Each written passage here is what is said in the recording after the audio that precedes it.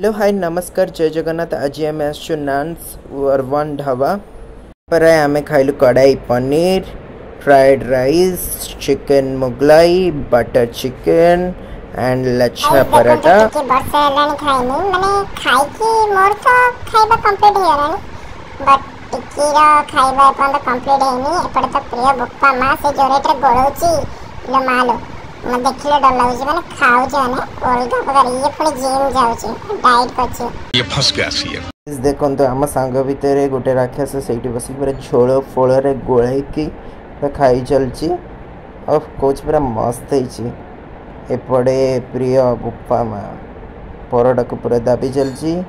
एपटे अंशु एपटे तार खाई चलची ता मन खाई चलची। एपटे जट को मुँह देखौनी कारण से ब्लॉग रे आनिया को चाहूनी। ओके गाइस देखो तो पसंद करी खाउछथि एरा को पके छै देखो तो गाइस आमर गोटे पिला ट्रीट दोची खाइ मनीष देखो पढ़ाई लिखाई में ध्यान लगाओ, आईएएस बनो और कहाँ से आते हैं? खाई सारो एंड ये पान फान पान को पान मध्य टे चोबौचु और गाइस कौन कहबे एटा राक्षस हां लागिला खाइला खाइला मटन मटन लागिला। आ कोडी जाइतिले अर्बन